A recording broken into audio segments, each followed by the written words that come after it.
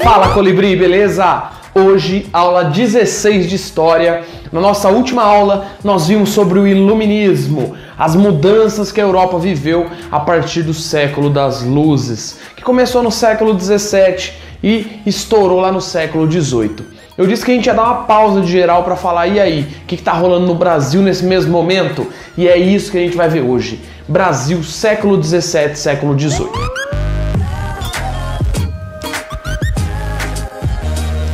Vamos lá, vamos retomar algumas coisas. Na nossa última aula de Brasil, a gente viu que algumas nações estavam tentando tomar o país, a França tentou umas investidas, enfim, havia o interesse de outras nações no Brasil.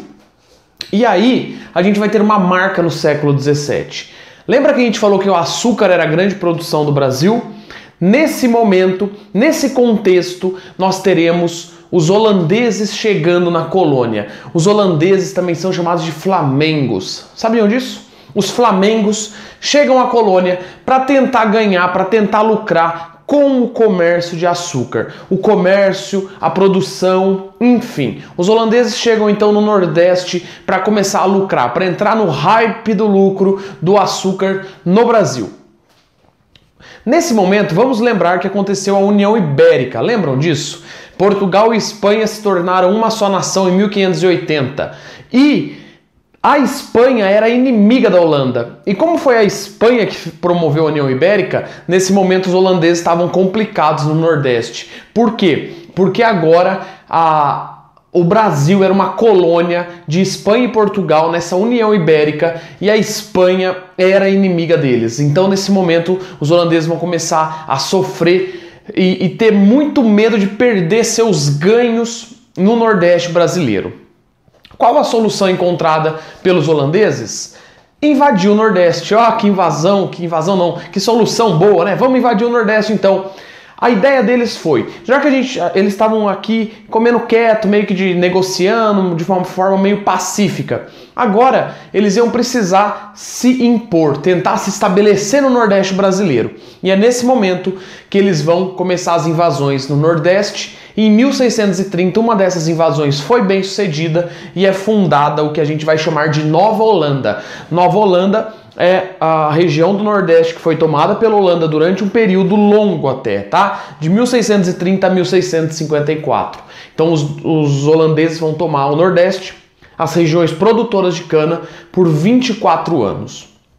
Olha só, os holandeses, eles são muito inteligentes, eles chegaram aqui, não chegaram metendo louco nos senhores de açúcar, não chegaram querendo, vou me impor, vou tomar as suas terras. Eles chegaram fazendo acordo com os senhores, emprestando dinheiro, falou, eu tô vendo que sua produção tá meio embaixo, eu te empresto dinheiro, te ensino a melhorar esse giro, esse comércio. Era quase uns coaching pros senhores chegando, tá entendendo? Chegaram, prometeram, enfim. Nesse momento, os holandeses então vão ganhando confiança dos senhores, vão tomando o Nordeste e vão expandindo seus domínios. Cada vez mais os holandeses vão tomando proporções, terras, aumentando seus domínios no Nordeste. Tranquilo até aí, pessoal? Olha só, em 1637 a gente vai ter o ápice dessa Nova Holanda se concretizando a partir da chegada de João Maurício de Nassau, um holandês que chega em Recife e ele vai fazer uma transformação. Ele veio para governar esse domínio holandês e ele era um cara muito articulado. João Maurício de Nassau tem um ponto muito importante aí em nossa história, por isso, porque ele vai governar o Nordeste por um período de tempo e nesse período de tempo os senhores de engenho, que era quem tinha grana, né? A gente viu isso já na outra aula por conta do açúcar. Eles vão respeitar Nassau, vão gostar desse governo de Nassau. Então ele vai organizar a Nova Holanda. João Maurício de Nassau organiza a Nova Holanda. Professor, eu já ouvi falar no Maurício de Nassau, é o mesmo cara, tá? Algumas pessoas não usam João Maurício de Nassau, alguns livros, tá bom? Então é a mesma pessoa. Fiquem tranquilos. Olha só. O que acontece? Em 1640, a gente vai ter algumas mudanças que vão trazer mudanças para a Nova Holanda. Em 1640 acaba a União Ibérica. Foi o fim da União Ibérica. Ela ruiu. Os Bragança, um conde de Bragança toma o reino de Portugal e fala, não, Portugal e Espanha se separem. Então não é mais junto Espanha e Portugal, eles se separaram. Então Portugal volta a ser Portugal. Portugal tinha ficado sob domínio dos espanhóis por muito tempo. Eles precisavam se rearticular para voltar a ser uma nação, né? Digamos assim. Então, nesse momento, Portugal não queria briga com ninguém, né?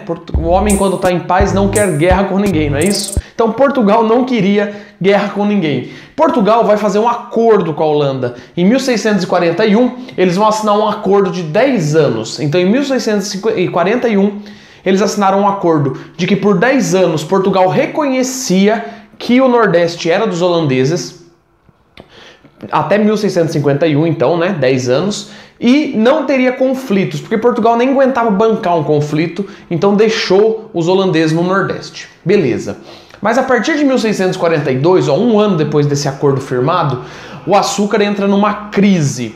Vários fatores levam a essa crise, até fatores climáticos, o tempo não ajudou para a produção de cana, o bexiguismo, né, uma doença veio com alguns escravos de Angola, a bexiga, né, era tipo uma varíola, é a varíola. Veio uma varíola, então uma epidemia de varíola, os senhores perderam escravos, perderam dinheiro, enfim, uma queda na produção de açúcar. E nisso, a Companhia das Índias Ocidentais, que é essa companhia holandesa de comerciantes que estava lucrando com açúcar, vai começar a pressionar o Nassau. Vai pressionar o Nassau e falar assim, o que está acontecendo aí que eles não estão produzindo açúcar direito? Faz esses caras produzirem. E o dinheiro que a gente emprestou para eles? Faz esses caras pagarem. Mete um louco neles aí, Nassau. Só que o Nassau, por essa pressão, resolve deixar o cargo. Ele prefere sair do governo. E isso vai acabar com a harmonia. Porque quem fazia essa boa relação, esse meio de campo, senhores de engenho, governo, era o Nassau. No momento que o Nassau sai, a gente vai ter aí, então, o fim da harmonia. Nesse contexto, começa um levante em Pernambuco, a famosa insurreição pernambucana, também conhecida como Guerra da Luz Divina. Os senhores de engenho se levantam, combinam e falam: nós vamos expulsar a partir dessa data, 1645, os holandeses. Olha só, mas Portugal tinha feito um acordo para não ter conflito com os caras. E aí, o que vai acontecer? A gente já vai ver isso. Para continuar, só fechando aqui essa insurreição pernambucana, a gente tem 2 anos aí marcantes das batalhas mais famosas da insurreição, 1648 e 1649, anos em que ocorreram a primeira e a segunda batalha de Guararapes. Foram batalhas decisivas, ocorreu lá no Monte Guararapes, uma região entre holandeses e senhores de engenho, e essas batalhas foram bem decisivas para os holandeses serem expulsos. Em 1654, os holandeses se retiram de fato, eles não se sustentam mais no Nordeste e eles vão embora produzir açúcar nas Antilhas. E a gente vai ver todo o desfecho, o que vai acontecer a partir disso na próxima lousa, e eu vou falar o que esse fim aqui de acordo, né? Porque o acordo foi quebrado. O que isso resultou para Portugal? Consequências. No momento em que os holandeses foram expulsos, só alegria para Portugal, expulsaram os inimigos e agora o Brasil está livre dos invasores. Porém, lembra que eles tinham assinado um tratado de paz que por 10 anos um não poderia atacar o outro? Querendo ou não, os senhores de engenho começaram a atacar a Holanda. Então, naquele momento, houve uma quebra de tratado. O tratado de paz foi rompido. E aí, mesmo depois da expulsão dos holandeses, teve que acontecer uma negociação para ver o que Portugal e Holanda iam decidir no pós-guerra, no pós-tratados, né? Por quê, professor? Porque houve uma ruptura. Portugal não cumpriu o tratado de paz, expulsou os holandeses. Então, nesse momento, eles vão ter que fazer um outro tratado e isso vai ter uma consequência ruim para Portugal. É assinado o Tratado de Paz em Haia. Nesse tratado, Portugal teve que pagar uma pesada indenização à Holanda, ficou 40 anos pagando essa indenização e teve que ceder territórios, como Ceilão e as Ilhas Moluscas. Ceilão é a atual Sri Lanka. Então veja, Portugal teve que ceder territórios e ainda pagar uma indenização porque rompeu um tratado de paz que ele tinha feito no fim da União Ibérica. De 1641 a 1651 a gente não te ataca, mas aí começou ali a insurreição pernambucana e isso foi considerado uma quebra de tratado, beleza? Portugal, então, nesse momento vai ter que pagar essa indenização, mas tá bom, tá feliz, tá com seu território, sua colônia completa, o território brasileiro completo. Os holandeses foram expulsos. Só que daí eles foram para onde? Para a América do Norte. Eles foram empreender nas Antilhas. Sabe o dinheiro que eles estavam investindo aqui no Brasil em açúcar? Foram investir nas Antilhas. E aí deu ruim, né? Eles ganham muito, vão começar a ganhar nas Antilhas e o açúcar brasileiro vai pro buraco, vai entrar em baixa, vai entrar em crise. E a gente já viu que o Brasil só tinha o açúcar para respaldar a sua economia nessa época, né? Era o açúcar e a escravidão, basicamente. Então, nesse momento, o Brasil vai ter um problema econômico, né? A gente lá começou a nossa colonização explorando o pau-brasil. O açúcar é o que estava rendendo na colônia agora. E agora o açúcar foi pro buraco. O que fazer? A gente vai entrar num processo que a gente chama de interiorização do Brasil. É o momento em que eles estão buscando alternativas além do açúcar para lucrar. E aí falaram, ó, a gente só está na costa desse território. Olha o tamanho do interior, vamos entrar no interior, vamos interiorizar. É no momento em que eles começam a invadir o Brasil para o interior. Quebram o Tratado de Tordesilhas, né? São as chamadas entradas e bandeiras. Professor, eu sempre ouvi isso, entradas e bandeiras. Qual a diferença? Entrada não quebrava o Tratado de Tordesilhas. Portugal chegava até a linha explorando o interior, mas ali na linha de Tordesilhas. Lembra aquele mapinha do tratado? Já deixei para vocês. Agora, as bandeiras, os bandeirantes falaram, tô nem aí, eu vou romper o tratado, eu quero saber do interiorzão lá. E eles vão começar a entrar para o interior do Brasil, rompendo o Tratado de Tordesilhas. A gente vai ter algumas formas de tentar manter a economia enquanto o açúcar estava totalmente desgastado, né? Totalmente em baixa. O gado vai ganhar bastante força nesse período, né? O gado, o charque, enfim, é um período em que eles vão interiorizar e vão investir um pouco no manejo do gado. Isso vai suprir algumas necessidades. Enquanto eles vão entrando para o interior, eles vão construindo fortes, fortificações, sabe? Fortes. Fortificações para demarcar território. Isso é uma marca também dessa interiorização dos bandeirantes, das entradas. E aí, ó, a gente tem uma característica das bandeiras, volta da escravidão indígena. Quem queria essa volta? Os bandeirantes. Os bandeirantes capturavam indígenas e queriam que eles ensinassem a entrar nesse território, né? Então voltam, começam a escravizar indígena. Lembra que a escravidão dos indígenas tinha acabado por toda aquela questão dos jesuítas? Então, ó, a gente vai ter nesse momento bandeirantes versus jesuítas. É uma treta entre os dois. Os jesuítas não querem que escravize indígena, mas, por um outro lado, os jesuítas também estão lucrando com os indígenas. Estão amigos dos índios, pedindo para os índios entrarem nesse interior e buscar para eles as drogas do sertão. Professor, o que é isso? Droga do sertão? Os jesuítas estavam muito loucos? Não. Droga do sertão era castanha do Pará, urucum, produtos da floresta que os jesuítas convenciam ali, né, negociavam com os índios para eles pegarem e depois vendiam na Europa, beleza? Então vai ser uma forma de ganhar grana também nesse vácuo que o açúcar deixou. E os bandeirantes querem invadir, aprisionando indígena. Então a gente tem que lembrar que nesse metade do século XVII para o início do século XVIII, a gente vai ter uma treta muito forte entre bandeirantes e os padres jesuítas, beleza? Ó. E tudo isso vai culminar no que a gente conhece como movimentos nativistas, que são revoltas que mostravam a contradição entre os colonos, que já se sentiam meio brasileiros, e Portugal, que era a metrópole que dava ordens. Então, muita gente no Brasil não vai concordar com algumas coisas de Portugal e vai ter atrito entre os pensamentos, as formas de pensar. Não eram movimentos de independência, tá? A gente chama os movimentos de nativistas, né? Porque eram os caras nativos que já se sentiam pertencentes ao Brasil contra a metrópole. Mas eles não falavam em independência do Brasil. Os movimentos nativistas foram revoltas nesse contraponto, principalmente por fatores econômicos. Eu vou falar os principais movimentos rapidinho, tá? Os que mais caem e os que menos caem, vou citar todos, mas vou falar mais dos que mais caem, que são mais importantes para vocês. Olha só, Guerra dos Mascates, lá em Pernambuco, todo esse conflito deixado com a saída dos holandeses, né? Toda essa marca da saída dos holandeses deixou ali uma rixa.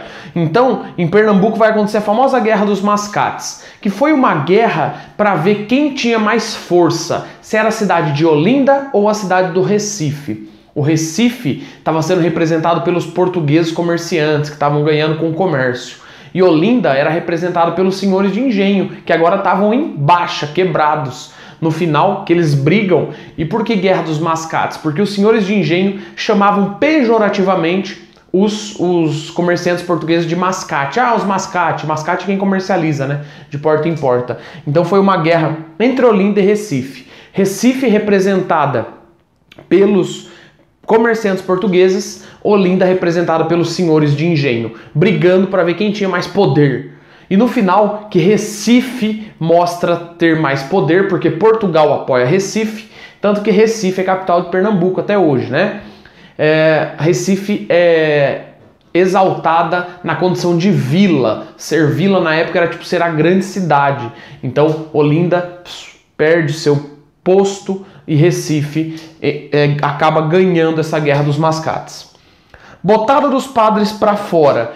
Esse movimento, eu coloquei o de São Paulo, que foi em 1640, mas esse movimento aconteceu em vários pontos do Brasil. O que eram essas botadas? É quando os bandeirantes, em conflito com os jesuítas que não queriam escravizar índios, botavam literalmente os padres para fora. E em São Paulo eles expulsaram padres jesuítas do colégio que os padres viviam e expulsaram. Tipo, ó, vou meter tiro no vocês porque vocês não querem deixar eu escravizar os índios. Então isso mostra esse conflito entre os bandeirantes e os jesuítas. A botada dos padres para fora mostra essa contradição entre bandeirantes, o que eles querem, e os jesuítas, o que eles querem. Guerra dos Emboabas. Olha só esse conflito aqui também. Nesse momento aqui, a partir de 1702, 1693 na verdade, 1702 já estava rolando o negócio. Em 1793 vão achar ouro no Brasil. Já sabemos o que vamos estudar nas próximas aulas. Brasil, ciclo do ouro. Então, nesse momento em que se acha o ouro na região de Minas Gerais, os paulistas ficaram loucos. São Paulo, Minas faz divisa, ficaram loucos para explorar o ouro. Só que Portugal vai dar moral para os emboabas, que são forasteiros que estão vindo de Portugal para explorar o ouro. São chamados de emboabas. Então veja, a Guerra dos Emboabas foi uma guerra, no momento que acharam ouro em Minas, entre os paulistas querendo esse ouro e os forasteiros portugueses chegando para explorar esse ouro. E acaba que os emboabas, os forasteiros, têm mais privilégio porque a coroa portuguesa apoia eles nesse conflito. Mais algumas. Revolta de Beckman no Maranhão. Os irmãos Beckman queriam acabar com as imposições de Portugal no comércio, tá? É uma revolta um pouco menos de destaque, digamos assim. Revolta Filipe dos Santos, já também na mineração, quando Portugal começa a cobrar muito imposto, Filipe dos Santos faz uma revolta contra a cobrança da coroa portuguesa. Então já é na era da mineração, que a gente vai ver já já, né? Já já eu falo, não hoje, tá? Numa próxima aula. E a aclamação de Amador Bueno. Amador Bueno era um paulista, representante dos bandeirantes, e os paulistas queriam que ele fosse o governador de São Paulo. Só que ele assustou a hora que eles chegaram lá e aclamaram ele. Chegaram na casa dele e falaram: Amador, escolhemos você para ser nosso representante. Todo mundo lá, Amador, Amador. Ele ficou com medo, ele falou: vocês estão loucos, a coroa portuguesa vai me matar. Os caras vão ficar doidos que vocês querem que eu seja governador. E eu não quero, não. O Amador recua da proposta dos bandeirantes e ele ainda tem que fugir, se proteger dos próprios amigos bandeirantes que queriam que ele fosse o governador de São Paulo. Então veja, novamente, essa ideia de contraponto. Os paulistas querendo um bandeirante, um cara que pensa igual eles, e a coroa portuguesa botando outra pessoa para governar. Então veja esses conflitos nativistas. Pessoal, bastante coisa na aula de hoje. Acho que ficou bem legal aí, bem claro o que acontece no Brasil, então, no século XVII, nessa ascensão e queda do açúcar, e nesse início do século XVIII nós estamos para começar a era do ouro, tá? A partir de 1702, as intendências das minas, e é tudo assunto para nossa próxima aula. Obrigado, sigam @profeitor, qualquer dúvida que vocês tiverem, abram a monitoria, usem o material, façam os exercícios e vamos aproveitar essa plataforma fantástica, a plataforma que mais cresce no Brasil. Não perca a cabeça, até a próxima!